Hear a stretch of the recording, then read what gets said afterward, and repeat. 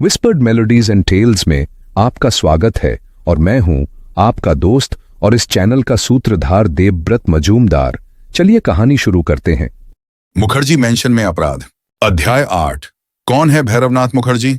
एक हड़बड़ी में की गई खोज से यह स्पष्ट हो गया कि मिस्टर भैरवनाथ मुखर्जी सच में गायब हो चुके थे और यह खोज प्रशांत सन्याल की सुबह की भयावह घटना के साथ मिलकर पूरे समूह को घबराहट की स्थिति में ले आई।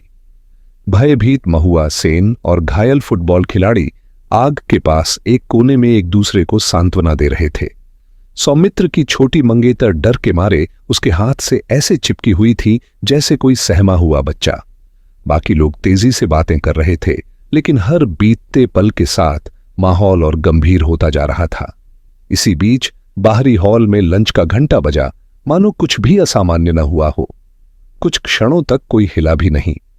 फिर शुभेंदु उठ खड़ा हुआ। खैर, जो भी हो, उसने कहा, ऐसा लग रहा है कि वे हमें खिलाने का इरादा रखते हैं। चलें अंदर।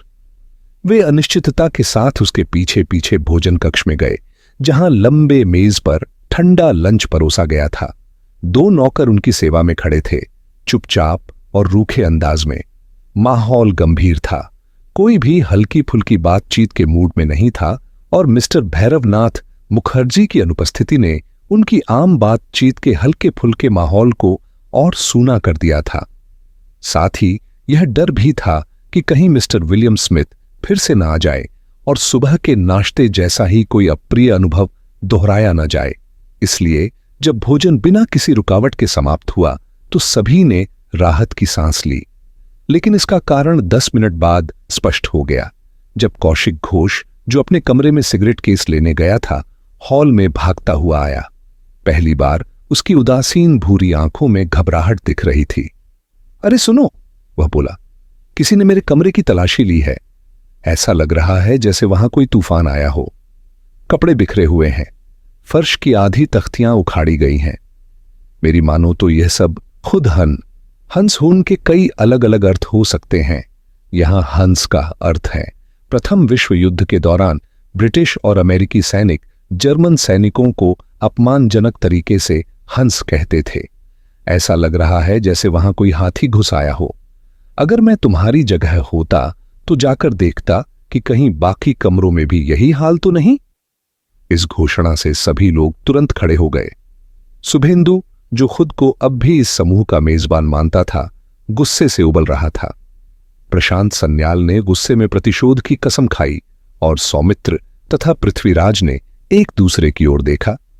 पृथ्वीराज हल्की सी मुस्कान के साथ बोला, मुझे लगता है कि हमें कौशिक की सलाह मान लेनी चाहिए। और वह सबसे आगे हॉल से बाहर निकल गया। अपने कमरे में पहुंचकर उसे एहसास हुआ कि उनकी आशंका सही थी। उसका सामान पूरी तरह बिखरा पड़ा था। उसका सुव्यवस्थित सूटकेस एक तरफ औंधा गिरा हुआ था और उसके कपड़े चारों ओर फैले हुए थे। कमरे के एक कोने में बनी बड़ी ओक की अलमारी का दरवाजा खुला था और उसका सारा सामान जमीन पर बिखरा हुआ था। एक गहरी असहनीय क्रोध की लहर उसके भीतर दौड़ गई और अपनी विशिष्ट व्यवस्थित प्रवृत्ति के साथ उसने शांति से कमरा ठीक करना शुरू कर दिया। वे भले ही कैद में थे, गोलियां चलाई जा सकती थीं, लोग रहस्यमय तरीके से गायब हो सकते थे, लेकिन उसका अपना सामान इस तरह अस्त व्यस्त कर देना, यह उसके धैर्य की परीक्षा थी। यह दृश्य उसे पूरी तरह अस्थिर करने के लिए पर्याप्त था। उसने अपने सभी सामान को सावधानीपूर्वक समेटा, उन्हें अलमारी में रखा और भारी ओक के दरवाजे को जोर से बंद करके ताले की चाबी अपनी जेब में रख ली। यही वह क्षण था जब पृथ्वीराज के मन में एक अद्भुत मानसिक परिवर्तन हुआ। जैसे ही उसने चाबी अपनी जेब में डाली, अचानक उसने खुद को एक बाहरी दृष्टिकोण से देखा। वह स्वाभाविक रूप से एक सोचने समझने वाला व्यक्ति था, कोई कर्मठ योद्धा नहीं। लेकिन अब पहली बार वह एक ऐसी स्थिति में था जहां त्वरित निर्णय और अचानक की गई कार्रवाई आवश्यक थी। अब तक उसने हमेशा परिस्थितियों की गंभीरता को थोड़ी देर से समझा था। इस बात का एहसास उसे झकझोर कर रख दिया और उसी क्षण डॉक्टर पृथ्वीराज, गंभीर, तर्कशील वैज्ञानिक, पीछे हट गया और उसके स्थान पर एक नया पृथ्वीराज खड़ा हुआ, जो तीव्र, जोशीला और हर परिस्थिति का मुकाबला करने के लिए तैयार था। हालांकि उसने अपना धैर्य नहीं खोया। उसे एहसास हुआ कि इस समय अत्यधिक सतर्कता बरतना आवश्यक था। अगला कदम विलियम स्मिथ की तरफ से आना था और जब तक वह कदम नहीं उठाया जाता उन्हें इंतजार करना होगा, पूरी तरह तैयार, आजादी के पहले ही मौके को भुनाने के लिए। वे इस घेराबंदी की स्थिति को अधिक दिनों तक झेल नहीं सकते थे। एक वीकेंड के लिए मुखर्जी मेंशन बाहरी दुनिया से छिपा रह सकता था, लेकिन सोमवार के बाद सवाल उठने शुरू हो जाते। तब तक विलियम स्मिथ को कोई ठोस कार्रवाई करनी ही होगी। भैरवनाथ मुखर्जी का मामला भी था। शुभेंदु इस बारे में असामान्य रूप से चुप था और पृथ्वीराज इस पूरी स्थिति को समझ नहीं पा रहा था। उसका मन कर रहा था कि किसी भी कीमत पर उस मूर्ख को वापस अपने समूह में ले आए, लेकिन यह स्पष्ट नहीं था कि उसे जबरन हटाया गया था या वह अपनी इच्छा से गायब हुआ था। किसी को भी उसके बारे में कोई जानकारी नहीं थी। पृथ्वीराज धीरे धीरे कमरे से बाहर निकला और गलियारे से होते हुए सीढ़ियों की ओर बढ़ा। वह अभी नीचे उतरने ही वाला था कि उसने किसी औरत के रोने की साफ आवाज सुनी। वह ठिठक गया। आधे घंटे पहले तक वह किसी के व्यक्तिगत क्षण में दखल देने से बचता, लेकिन अब इस थोड़े से समय में उसमें एक बड़ा बदलाव आ चुका था। उसने दोबारा ध्यान से सुना। आवाज जारी थी। अचानक उसे एहसास हुआ कि यह निशिगंधा हो सकती है। उसे लगा कि यह शायद उसी का कमरा था और उसके अकेले होने और दुखी होने के ख्याल ने उसकी आखिरी झिझक और सतर्कता को मिटा दिया। उसने दरवाजे पर दस्तक दी। अंदर से उसकी आवाज आई, मैं पृथ्वीराज हूं। उसने लगभग दृढ़ता से कहा, कोई परेशानी है? कुछ सेकंड तक दरवाजा नहीं खुला। जब अंततः निशिगंधा बाहर आई तो पृथ्वीराज ने देखा कि उसने जल्दी जल्दी अपने चेहरे पर पाउडर लगाया था, लेकिन आंसू के निशान अभी भी साफ दिख रहे थे। एक क्षण के लिए पृथ्वीराज को लगा कि वह फिर से अपने पुराने गंभीर और संयमित रूप में लौटने वाला है, लेकिन उसने खुद पर काबू पा लिया। उसके गोल मटोल चेहरे पर एक नई तीव्र दृढ़ता थी जिसने निशिगंधा को इतना चौंका दिया कि उसकी आंखों में आश्चर्य झलक आया। पृथ्वीराज ने इस प्रतिक्रिया को पहचान लिया और यह उसे खटक गया। उसे एक झटके में समझ आ गया कि निशिगंधा उसे अब तक किस नजर से देखती आई थी। एक छोटा, आत्म महत्वपूर्ण व्यक्ति, अपनी उम्र से बड़ा दिखने वाला, शायद थोड़ा घमंडी और शायद जरूरत से ज्यादा सतर्क और अनुशासित। यह एहसास उसे भीतर तक अपमानित कर गया और साथ ही उसमें यह दृढ़ संकल्प भी भर दिया कि वह निशिगंधा को गलत साबित करेगा। वह उसे दिखाना चाहता था कि वह भी एक मजबूत इंसान है, एक ऐसा व्यक्ति जिससे टकराना आसान नहीं, एक ऐसा पुरुष जो आत्मनिर्भर, साहसी और निर्णायक है, एक सच्चा मर्द। उसने गहरी सांस ली। मैं तुम्हें इस तरह रोने नहीं दे सकता, उसने कहा और उसे उठाकर चूम लिया। निशिगंधा ने इससे अधिक मनमोहक प्रतिक्रिया नहीं दी होती। यह राहत थी, सदमे का असर था, या शायद उसकी पहले से टूटी हुई हिम्मत की आखिरी कड़ी। पृथ्वीराज नहीं जानता था, लेकिन वह उसकी बाहों में ऐसे ढह गई जैसे बेहोश हो गई हो। पृथ्वीराज ने धीरे धीरे उसे गलियारे के उस छोर की खिड़की के पास बने गहरे भारी पर्दों से ढके सीट तक ले गया। वह खुद बैठा और उसे अपने पास बिठाया, उसका सिर अपने कंधे पर टिका दिया। अब उसने अपने नवनिर्मित आत्मविश्वास से भरी आवाज में कहा, तुम कल यहां से जरूर निकलोगी, अगर आज रात नहीं, और तुम मुझसे शादी करोगी, क्योंकि मैं तुमसे प्यार करता हूं, मैं तुमसे प्यार करता हूं, मैं तुमसे प्यार करता हूं। वह रुक गया। उसकी सांसें तेज हो गई थीं और उसका दिल जोरों से धड़क रहा था, ठीक वैसे जैसे किसी स्कूल के लड़के का। उसका चेहरा अभी भी उसकी नजरों से छुपा हुआ था और उसने कोई जवाब नहीं दिया। एक पल के लिए पृथ्वीराज को एक भयानक विचार आया, कहीं वह उस पर गुस्सा तो नहीं, या ओह नहीं, कहीं वह उसका मजाक तो नहीं उड़ा रही। तुम मुझसे शादी करोगी, है ना? उसने हल्की घबराहट के साथ पूछा। अगर मैं तुम्हें चौंका दिया तो माफ करना, उसने अपनी पुरानी झिझक भरी संजीदगी के साथ कहा। मेरा ऐसा कोई इरादा नहीं था, पर मैं एक जरा आवेगी इंसान हूं। निशिगंधा ने उसके पास हल्की सी हरकत की और जैसे ही उसने अपना चेहरा उठाया, पृथ्वीराज ने देखा कि वह हंसी से लाल हो गई थी, लेकिन उसकी भूरी आंखों में सिर्फ मजाक नहीं बल्कि कुछ और भी था, एक कोमल स्वीकृति। उसने अपना हाथ पृथ्वीराज की गर्दन के चारों ओर रखा और धीरे से उसका सिर नीचे खींचा। पृथ्वीराज, तुम बहुत प्यारे हो, उसने कहा।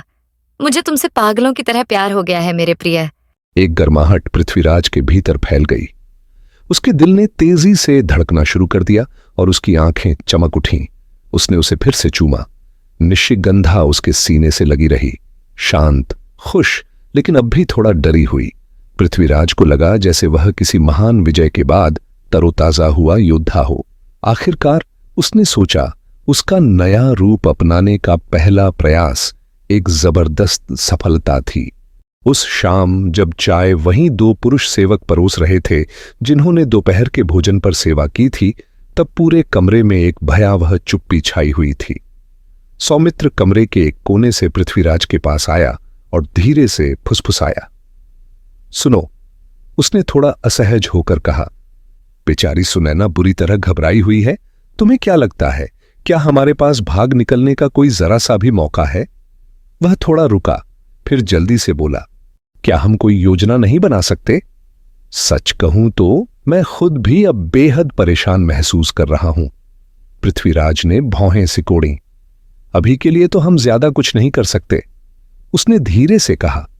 लेकिन जब उसने देखा कि लड़के के चेहरे पर चिंता और बढ़ती जा रही है, तो उसने जोड़ते हुए कहा, सुनो, मेरे कमरे में आओ, सिगरेट पिएंगे और इस पर बात करेंगे।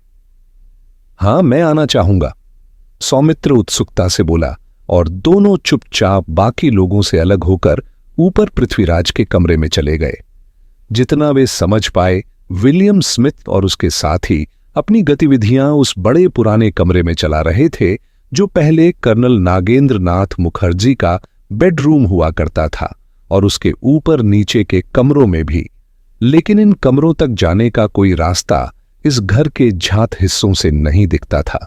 यहां तक कि शुभेंदु भी मुखर्जी मेंशन की संरचना को ठीक से नहीं समझता था। यह पुराना घर पहले मठ, फिर एक फार्म हाउस और अंत में एक रिहायशी मकान बन गया था। हर दौर में इसमें कुछ न कुछ बदलाव होते रहे थे। इसके अलावा शुभेंदु की मौसी की दूसरी शादी से पहले यह विशाल हवेली बंद ही पड़ी थी। शुभेंदु ने पहली बार यहां तब ठहरना शुरू किया जब उनकी मौसी का स्वास्थ्य बिगड़ने लगा था। इसके बाद भी उसने यहां कभी इतने लंबे समय तक नहीं रहा कि इस जगह की असंख्य कमरों, गलियारों, रहस्यमय रास्तों और सीढ़ियों को पूरी तरह समझ सके। सौमित्र अब घबराने लगा था। उसकी मंगेतर की दहशत का असर उस पर भी पड़ रहा था। साथ ही वह इस पूरी स्थिति के डरावने पहलुओं को बाकी सभी से ज्यादा समझ रहा था, पृथ्वीराज को छोड़कर। सुबह तक यह सब मजाक जैसा लग रहा था। वह चिढ़कर बोला, वह बूढ़ा हान तब किसी म्यूजिक हॉल के मजाकिया किरदार जैसा लग रहा था, लेकिन अब मैं खुलकर कह सकता हूं कि मैं डर चुका हूं। कमबख्त, हम यहां सभ्यता से इतने दूर हैं जितना शायद 17वीं शताब्दी में होते। फिर उसने कड़वाहट से कहा, आज की कानून की ताकत और इस पर हमारा विश्वास हमें अपनी सुरक्षा को लेकर निश्चिंत बना चुका है, लेकिन जब हमारे सामने इस तरह का जाल बिछता है तो हम बुरी तरह फंस जाते हैं।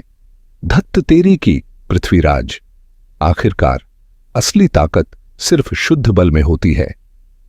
शायद, पृथ्वीराज ने सतर्कता से कहा, लेकिन अभी बहुत जल्दी है। अगले 12 घंटों में हमें कोई ना कोई मौका जरूर मिलेगा। मुझे पूरा यकीन है कि हमारे ये 2 मुश्किल भरे मित्र जेल में होंगे, इससे पहले कि यह सब खत्म हो। सौमित्र ने उसे संदेह भरी नजरों से देखा। तुम बहुत आशावादी लग रहे हो, उसने कहा। तुम ऐसे बात कर रहे हो जैसे कुछ अच्छा हो चुका हो। क्या हुआ है? पृथ्वीराज ने हल्का सा खांसते हुए जवाब दिया, एक तरह से हां। लेकिन फिर वह चुप हो गया। उसने महसूस किया कि यह समय नहीं था जब वह निशिगंधा के साथ अपनी सगाई की घोषणा करता। तभी वे उसके कमरे के दरवाजे तक पहुंच गए, लेकिन सौमित्र के और सवाल करने से पहले ही उन्हें एक अजीब सा शोर सुनाई दिया। कमरे के अंदर से अजीबोगरीब आवाजें आ रही थीं, ऊंची, खिंची हुई बड़बड़ाहटें, जिनमें बीच बीच में चीखें और गालियां भी शामिल थीं। कभी कभी ऐसा लगता जैसे वहां कोई धक्का मुक्की कर रहा हो। हे भगवान, सौमित्र चौंक कर बोला, यह क्या हो रहा है? पृथ्वीराज ने कोई जवाब नहीं दिया। उसे स्पष्ट महसूस हुआ कि वह चाल चली जा चुकी थी जिसकी उसे प्रतीक्षा थी। अपने नवनिर्मित साहस के साथ उसने दरवाजे के कुंडे को पकड़ लिया और उसे झटके से खोलने ही वाला था कि सौमित्र ने उसका हाथ पकड़ लिया। संभलकर, संभलकर, उसने नाराजगी भरी आवाज में कहा। जो भी अंदर है उसमें सीधे मत कूद पड़ो, याद रखो वे लोग हथियारबंद हैं। पृथ्वीराज ने सिर हिलाया और फिर बेहद सावधानी से कुंडी उठाई। उसने धीरे से दरवाजा खोला। सौमित्र उसके पीछे खड़ा था। दोनों पूरी तरह सतर्क और बेचैनी से भरे हुए थे। कमरे के अंदर से आ रही आवाजें और तेज हो गईं। इस भूतिया घर में वे और भी डरावनी लग रही थीं। पृथ्वीराज ने धीरे से दरवाजे के अंदर झांका। हे भगवान, वह हैरानी से बोला और कंधे के ऊपर से सौमित्र की ओर देखा। यहां तो कोई नहीं है। दोनों आदमी तुरंत कमरे में घुस गए। जैसे ही वे अंदर आए, आवाज थोड़ी दब गई, लेकिन फिर भी तेज थी। अरे! सौमित्र अचानक अपनी नाराजगी भूलकर बोल उठा, यह आवाज अंदर से आ रही है। पृथ्वीराज ने उसके इशारे की दिशा में देखा और हैरानी से हाँफ उठा। वह अजीबो गरीब आवाजें कमरे के कोने में रखी भारी ओक की अलमारी से आ रही थीं। वही अलमारी जिसे उसने मुश्किल से 2 घंटे पहले बंद किया था और जिसकी चाबी अब भी उसकी जेब में भारी महसूस हो रही थी। उसने सौमित्र की ओर देखा। दरवाजा बंद करो, उसने आदेश दिया। इसे लॉक कर दो और चाबी अपने पास रखो। फिर वह अलमारी की ओर बढ़ा। सौमित्र दरवाजे के सामने खड़ा रहा, सतर्क। पृथ्वीराज ने धीरे धीरे भारी लोहे की चाबी को अलमारी के ताले में डाला, घुमाया और फिर झटके से दरवाजा खोला। अचानक आवाज एकदम बंद हो गई। सौमित्र हल्के से हड़बड़ा उठा और दोनों आदमी अविश्वास में पीछे हट गए। अलमारी के अंदर एक भारी लकड़ी के शेल्फ पर बैठा हुआ, अस्त व्यस्त कपड़ों में, बिखरे हुए बालों से चेहरा ढका, लगभग पहचान में न आने वाला व्यक्ति मौजूद था। मिस्टर भैरवनाथ मुखर्जी। कुछ सेकंड तक वह हिला भी नहीं। वह अपनी आंखों के सामने लटकी पीली लटों के बीच से उन्हें टकटकी लगाए देखता रहा। तभी पृथ्वीराज के दिमाग में झट से याद आया कि उसने पहले यह मूर्खतापूर्ण, निरीह चेहरा कहां देखा था। उसकी आंखों में विस्मय झलक उठा, लेकिन वह कुछ बोलता इससे पहले ही भैरवनाथ मुखर्जी धीरे से हिला और अलमारी से बाहर निकल आया, जैसे कोई बेहद थका हुआ इंसान नींद से उठ रहा हो। कोई धोखा नहीं, देवियों और सज्जनों, उसने थकी हुई हंसी के साथ कहा, सब कुछ मेरा ही काम है। तुम शैतान की तरह वहां अंदर कैसे पहुंचे? ये शब्द सौमित्र के थे। वह आगे आया। उसकी आंखें उस बेचारे शख्स पर आश्चर्य में टिकी हुई थीं। ओह, ज्यादातर प्रभाव के कारण, भैरवनाथ मुखर्जी ने कहा और एक कुर्सी में गिर पड़ा। लेकिन यह स्पष्ट था कि उसकी बहुत सारी ऊर्जा समाप्त हो चुकी थी। वह बुरी तरह से पीटा गया था।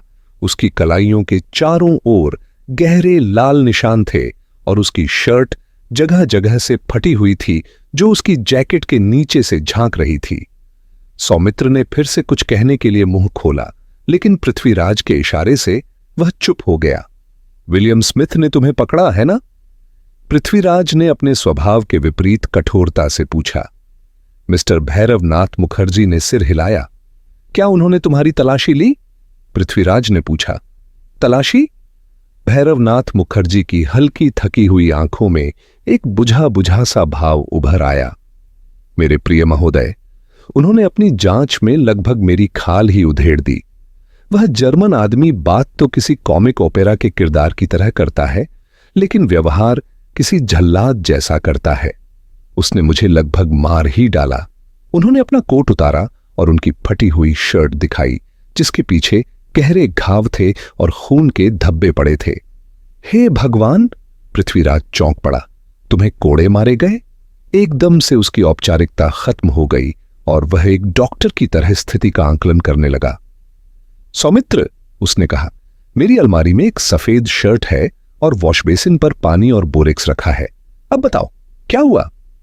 सौमित्र जल्दी से भैरवनाथ मुखर्जी की देखभाल के लिए तैयारी करने लगा, जबकि भैरवनाथ मुखर्जी दर्द से कराह उठा। जहां तक मुझे याद है, उसने कमजोर आवाज में कहा।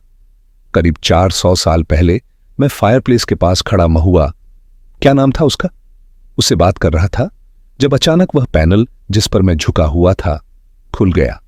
अगले ही पल मैं अंधेरे में था और मेरे मुंह में मोटा कपड़ा ठूंस दिया गया था। वह रुका और फिर बोला, यही शुरुआत थी। फिर मुझे घसीटकर उस बूढ़े विलियम स्मिथ के पास ले जाया गया और उसने मेरी अच्छी खासी पूछताछ कर डाली। मैं उसे यह नहीं समझा पाया कि मैं उसके प्रेम पत्रों का पैकेट लेकर नहीं भागा। पूछताछ करने में इतना पक्का इंसान मैंने पहले कभी नहीं देखा। ऐसा ही लगता है, सौमित्र ने कहा, जो अब भैरवनाथ मुखर्जी की शर्ट उतारकर उसकी चोटों का निरीक्षण कर रहा था।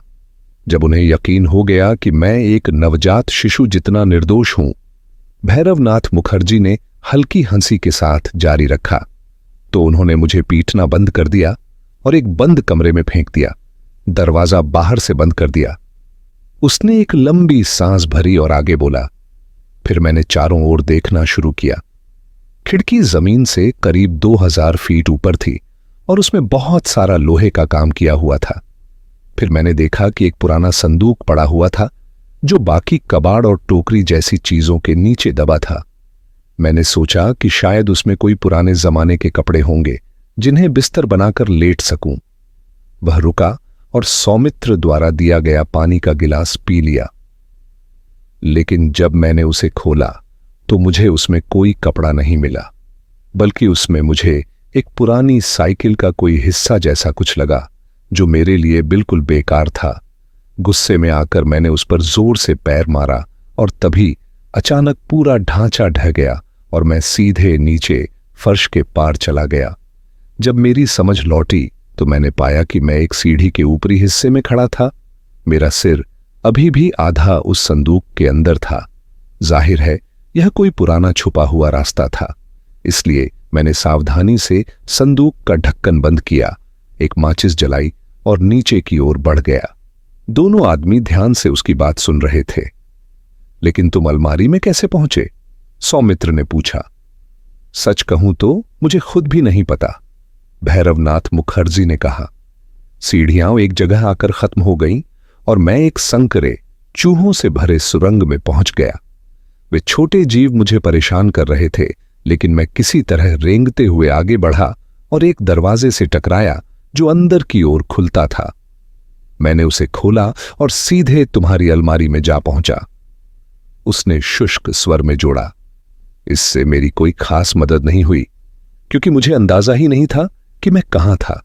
इसलिए मैंने वहीं बैठकर तरुरोहिणी की टहनी कविता दोहरानी शुरू कर दी और अपने जीवन के पापों का प्रायश्चित करने लगा। कितना मजेदार था। उसने हंसते हुए अपनी बात खत्म की। पृथ्वीराज, जो अब तक उसे गौर से देख रहा था, धीरे धीरे आगे बढ़ा और उसके सामने खड़ा हो गया। मुझे खेद है कि तुम्हारे साथ इतना बुरा हुआ, उसने कहा, फिर बहुत साफ और गंभीर स्वर में जोड़ा। लेकिन इस बनावटी हंसी की जरूरत नहीं, मिस्टर प्रभात गांगुली। कुछ क्षणों तक मिस्टर भैरवनाथ मुखर्जी की फीकी आंखें पृथ्वीराज को बिना भाव भंगिमा के देखती रहीं। फिर उन्होंने हल्की सी हरकत की और उनके चेहरे पर धीरे धीरे एक मुस्कान फैल गई। तो तुमने मुझे पहचान ही लिया, उन्होंने कहा, और पृथ्वीराज की पूरी हैरानी के बावजूद बेवजह हंस पड़े। लेकिन भैरवनाथ मुखर्जी ने प्रसन्नता से जारी रखा, मैं आपको यकीन दिलाता हूं कि मेरा चुंबकीय व्यक्तित्व कोई भेष नहीं है, इसमें कोई धोखा नहीं है। मैं ऐसा ही हूं, हमेशा ऐसा ही रहा हूं। मेरे सबसे अच्छे दोस्त भी यही कहेंगे। इस घोषणा ने पृथ्वीराज को एक पल के लिए चुप करा दिया। उन्होंने निश्चित रूप से ऐसी प्रतिक्रिया की उम्मीद नहीं की थी। मिस्टर भैरवनाथ मुखर्जी का व्यक्तित्व ऐसा था जिसे गंभीरता से लेना मुश्किल था। यह तय कर पाना आसान नहीं था कि वह कब सच बोल रहे थे और कब मजाक कर रहे थे। पृथ्वीराज को लगा था कि उनका वार असर करेगा, और हालांकि ऐसा हुआ भी, लेकिन इसका कोई लाभ उन्हें नहीं मिला। हां, हालांकि सौमित्र पूरी तरह अंधेरे में था और अब उसने जिज्ञासा से बातचीत में दखल दिया। यहां रुको, मुझे कुछ समझ नहीं आ रहा, उसने कहा। मिस्टर प्रभात गांगुली कौन और क्या है? पृथ्वीराज ने हाथ उठाकर मिस्टर अल्बर्ट भैरवनाथ मुखर्जी की ओर इशारा किया। यह सज्जन, उन्होंने कहा, ही प्रभात गांगुली हैं। भैरवनाथ मुखर्जी ने विनम्रता से मुस्कुराया। अपनी स्पष्ट पीड़ा के बावजूद वह अभी भी चप्पल थे। किसी हद तक हां और किसी हद तक नहीं। उन्होंने पृथ्वीराज की ओर आंखें टिकाते हुए कहा, प्रभात गांगुली मेरे नामों में से एक है। मुझे कुशौल दत्ता भी कहा गया है, जो मुझे तब बहुत अच्छा लगा था जब यह नाम मेरे दिमाग में आया।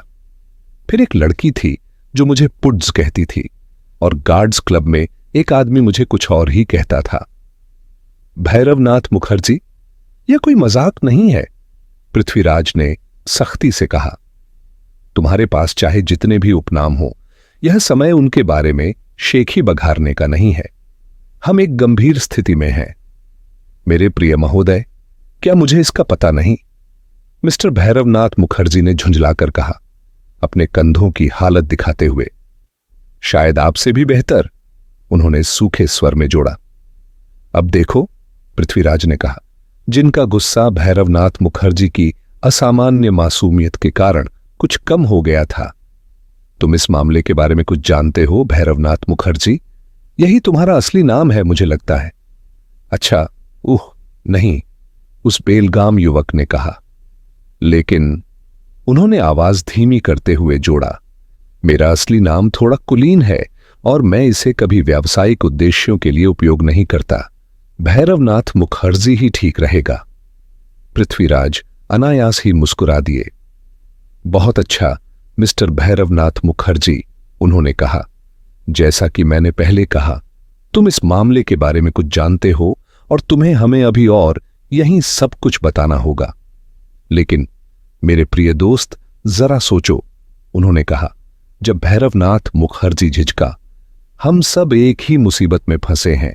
मुझे लगता है कि तुम भी यहां से निकलने के लिए उतने ही उत्सुक हो जितने कि हम। और जहां तक मेरा सवाल है, मैं विलियम स्मिथ और उसके साथियों को कानून के शिकंजे में लाने में पूरी रुचि रखता हूं, लेकिन इसके अलावा किसी अन्य अपराध में मेरी कोई दिलचस्पी नहीं है। मैं कोई पुलिस वाला नहीं हूं। मिस्टर भैरवनाथ मुखर्जी की आंखें चमक उठीं। क्या सच में? उन्होंने पूछा। बिल्कुल, पृथ्वीराज ने कहा, मेरा पुलिस विभाग से बस एक सलाहकार के रूप में संबंध है। मिस्टर भैरवनाथ मुखर्जी ने राहत की सांस ली। यह सुनकर अच्छा लगा, उन्होंने कहा। मुझे तुम पसंद आए थे। जब मैंने तुम्हें अपनी कार के साथ झंझट करते देखा तो मैंने सोचा, यह आदमी तो मजेदार होगा अगर इसे खुलकर जीने दिया जाए। लेकिन जब तुमने कोलकाता पुलिस का नाम लिया तो मेरी सारी अच्छी राय हवा हो गई। उन्होंने रुककर पृथ्वीराज को देखने की कोशिश की, लेकिन पृथ्वीराज ने जल्दी से बात बदल दी। इससे हमें कोई फायदा नहीं हो रहा, उन्होंने शांति से कहा, है ना? तुम इस पूरे हंगामे के पीछे की असली वजह जानते हो। चलो बताओ। मिस्टर भैरवनाथ मुखर्जी ने उन्हें सीधे देखा। शायद तुम मेरी बात पर विश्वास न करो, उन्होंने कहा, लेकिन मैं अब तक यह पूरी तरह नहीं समझ पाया कि ये लोग क्या करने की कोशिश कर रहे हैं। लेकिन यह तय है कि मामला बहुत गंभीर है। उनकी बात में सच्चाई थी, लेकिन पृथ्वीराज अभी भी संतुष्ट नहीं थे। कम से कम एक चीज तो तुम जानते हो, उन्होंने कहा। तुम यहां क्यों आए? तुमने अभी अभी खुद माना कि यह किसी काम से था। ओह हां, भैरवनाथ मुखर्जी ने हामी भरी। बिल्कुल, लेकिन यह मेरा काम नहीं था। मुझे समझाने दो। भगवान के लिए जल्दी समझाओ, सौमित्र ने झुंझलाते हुए कहा, जो पूरी तरह से उलझ चुका था। अच्छा बच्चों, अंकल भैरव बोल रहा है। भैरवनाथ मुखर्जी आगे झुका। उसकी बातें हल्की लग रही थीं, लेकिन चेहरे पर गंभीरता थी। शायद मुझे तुम्हें अपने पेशे के बारे में थोड़ा बताना चाहिए।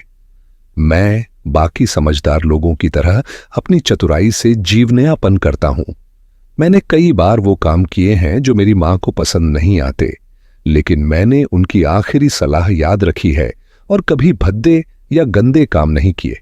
पृथ्वीराज ने सिर हिलाया और भैरवनाथ मुखर्जी ने आगे कहा, इस विशेष मामले में पिछले हफ्ते कोलकाता में एक आदमी मेरे पास आया और उसने मुझे अच्छा खासा पैसा ऑफर किया कि मैं इस हफ्ते के अंत में इस हाउस पार्टी में बिना किसी को शक हुए शामिल हो जाऊं और पहले ही मौके पर अपने मेजबान कर्नल से अकेले में मिलूं।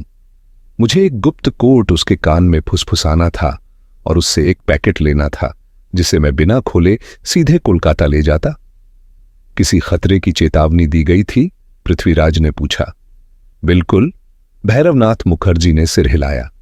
मुझे बताया गया था कि मुझे ऐसे लोगों से सावधान रहना होगा जो मुझे पैकेट लेकर जाने से रोकने के लिए बेरहमी से मार भी सकते हैं। लेकिन अगर मुझे पता होता कि वे कौन थे तो मैं किसी भी कीमत पर यहां नहीं आता। जब मैंने पहले दिन रात के खाने पर उन्हें देखा तो मैंने उसी समय वापस भाग जाने की सोची थी। क्यों? ये लोग हैं कौन? पृथ्वीराज ने पूछा। भैरवनाथ मुखर्जी चौंक गया। हे भगवान, तुम्हें नहीं पता? पृथ्वीराज चौंक गया। बहुमूल्य भुगतान वाला आदमी, और देर से सही, और द डायमंड हार्बर, और अब हमारा खुद का कोलकाता पुलिस का 972। भैरवनाथ मुखर्जी ने बिना हंसी मजाक के कहा। इसका क्या मतलब है? सौमित्र ने पूछा। पृथ्वीराज ने गंभीर स्वर में उत्तर दिया। इसका मतलब है कि हम इस समय दुनिया के सबसे खतरनाक अपराधी से टकरा चुके हैं। इसके अलावा, मिस्टर भैरवनाथ मुखर्जी ने कहा। पृथ्वीराज की घोषणा के बाद जो थोड़ी देर की चुप्पी छाई उसे सौमित्र ने तोड़ा। इस रहस्यमयी पैकेज में आखिर है क्या जिसे वे खो चुके हैं? उसने पूछा। पृथ्वीराज ने मिस्टर भैरवनाथ मुखर्जी की ओर प्रश्नसूचक दृष्टि से देखा। शायद तुम हमें यह बता सकते हो, उसने सीधे कहा। भैरवनाथ मुखर्जी का मासूम सा चेहरा और भी अधिक भावशून्य हो गया। मुझे इसके बारे में ज्यादा जानकारी नहीं है, उसने कहा। मेरे क्लाइंट ने इस बारे में कोई खास जानकारी नहीं दी, यह स्वाभाविक है। लेकिन मैं इतना बता सकता हूं कि यह किसी लाल चमड़े के बटुए की अस्तर में सिलकर रखा गया था। मुझे यह कागज जैसा महसूस हुआ, शायद 2-5 पाउंड के नोट रहे होंगे, लेकिन मुझे ऐसा नहीं लगता। तुम्हें यह कैसे पता? सौमित्र ने शांत स्वर में पूछा। मिस्टर भैरवनाथ मुखर्जी ने उत्साहपूर्वक उसकी ओर देखा। ओह, मैंने चीज सही सलामत इकट्ठा कर ली थी, उसने कहा, और मैं इसे लेकर निकल भी जाता अगर यह छोटे पृथ्वीराज सेनकारों का दीवाना न होता। पृथ्वीराज ने भौहें सिकोड़ी।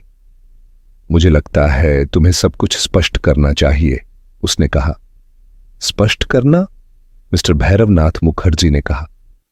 मेरे प्रिय दोस्तों, इसमें कुछ खास नहीं था। जब मैंने डिनर टेबल पर अंकल विलियम स्मिथ और उसके दोस्तों को देखा तो मैंने तय कर लिया कि जैसे ही पैकेज मिलेगा मैं वहां से भाग निकलूंगा, चाहे शिष्टाचार ताक पर ही क्यों न रखने पड़े।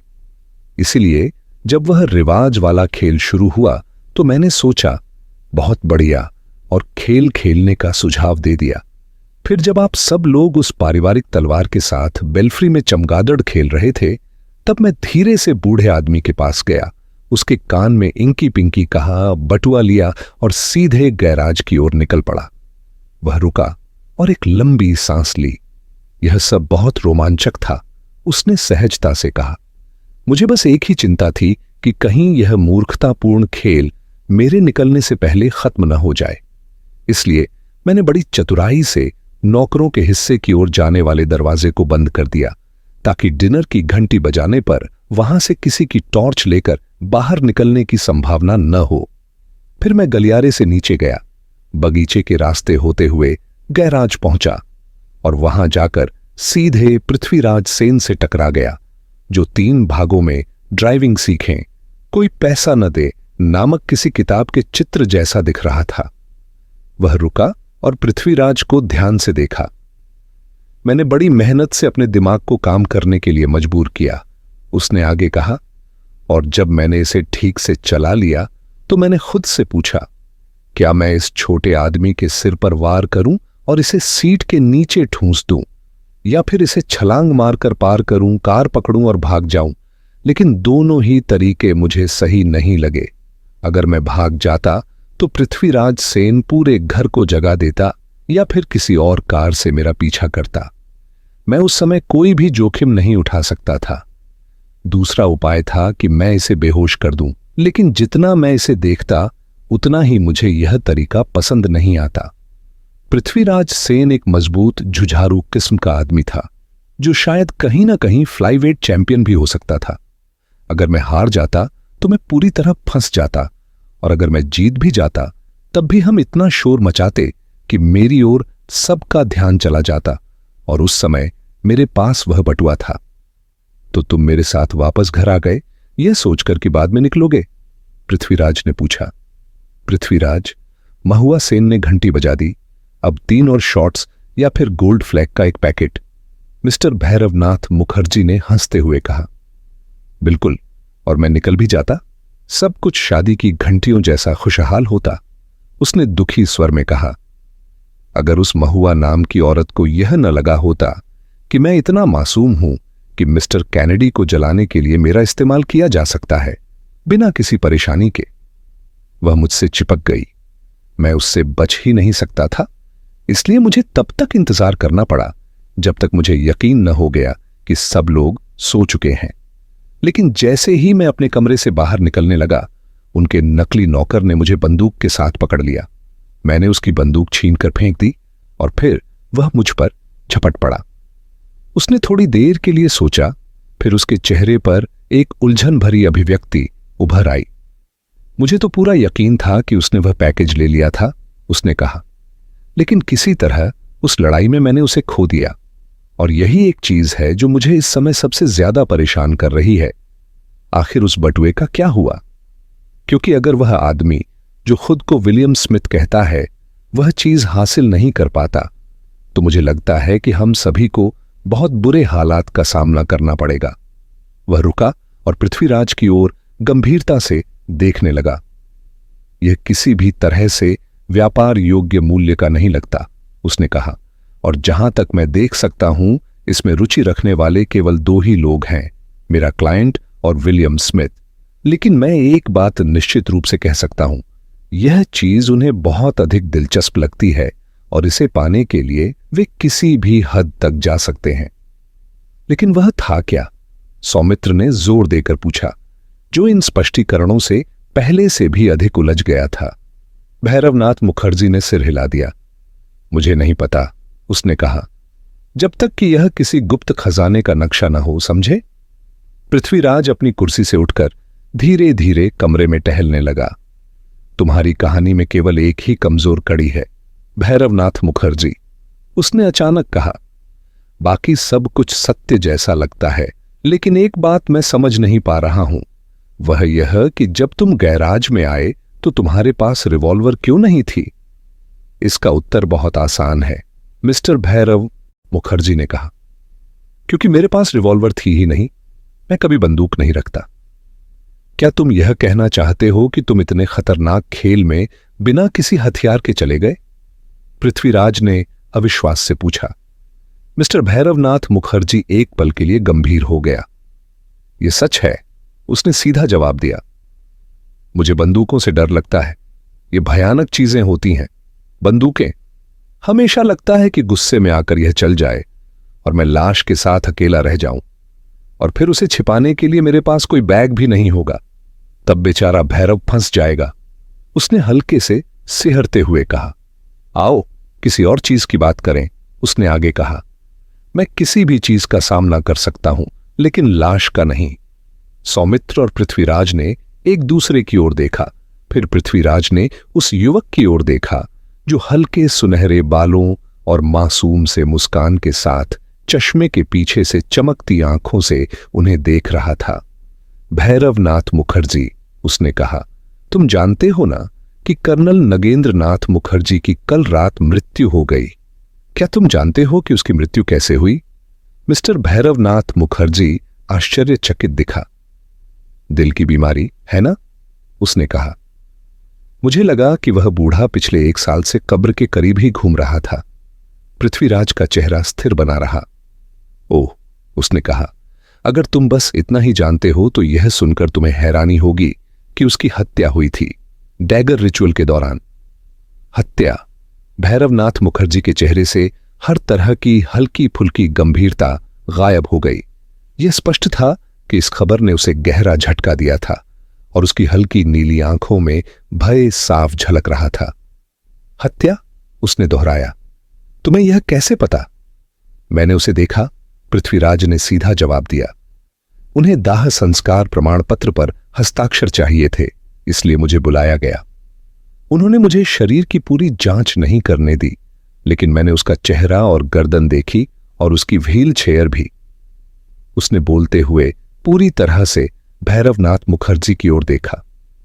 और फिर वह खंजर भी था, उसने कहा।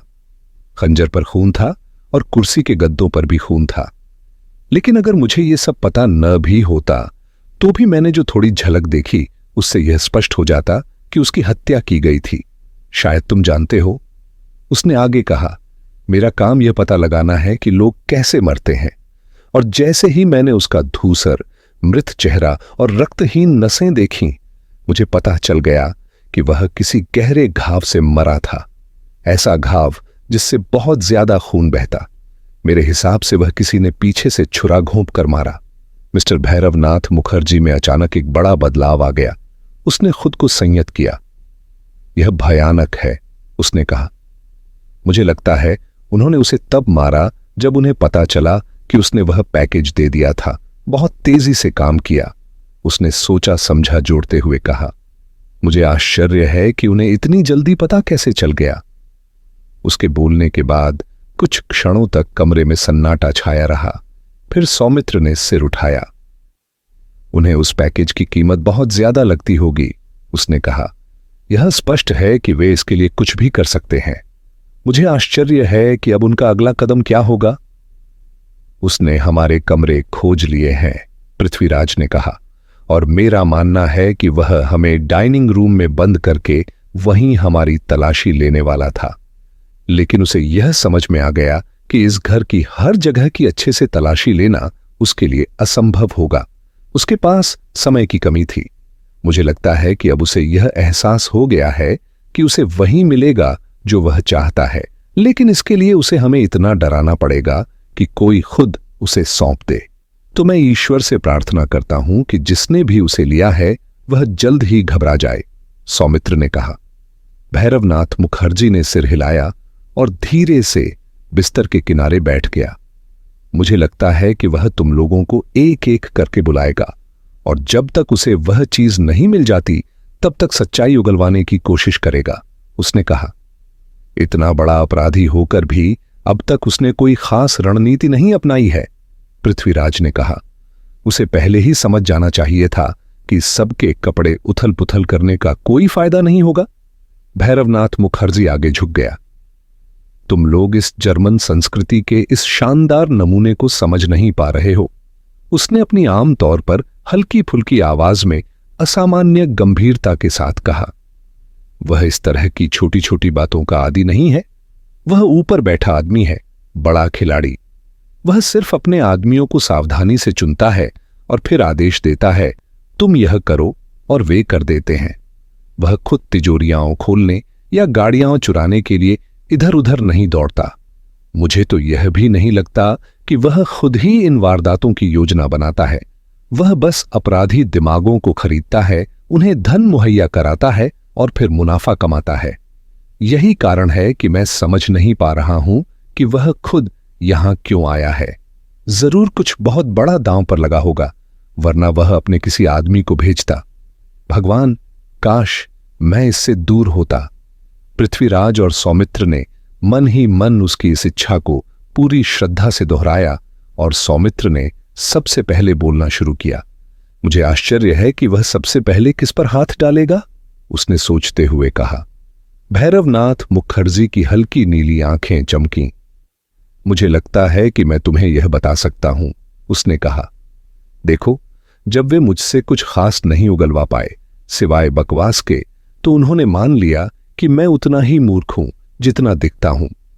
और ठीक इससे पहले कि दो गुंडे पूरी तरह से हथियारों से लैस होकर मुझे बॉक्स रूम में ले जाते, मैंने उनकी कुछ बातचीत सुनी।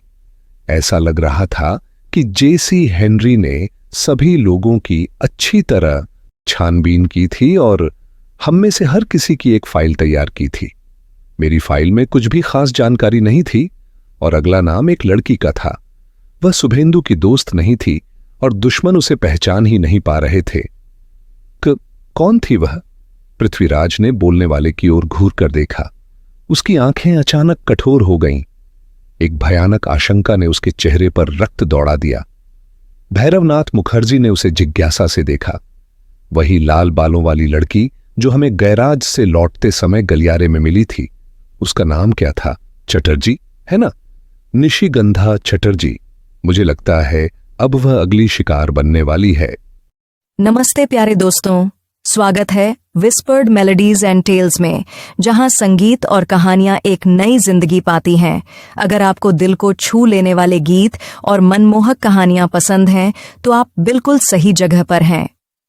तो जल्दी से सब्सक्राइब बटन दबाएं और बेल आइकन को टैप करें ताकि हर नया गाना और कहानी आप तक सबसे पहले पहुंचे। अगर आपको ये पसंद आया हो तो लाइक बटन दबाना ना भूलें। आपका एक लाइक हमारे लिए बहुत मायने रखता है और हमें और बेहतरीन कंटेंट बनाने के लिए प्रेरित करता है। आपके प्यार और सपोर्ट के लिए धन्यवाद। इसी तरह हमारे साथ बने रहें, सपने देखें, सुरों में खो जाएं और कहानियों की दुनिया में डूब जाएं। मिलते हैं अगले वीडियो में।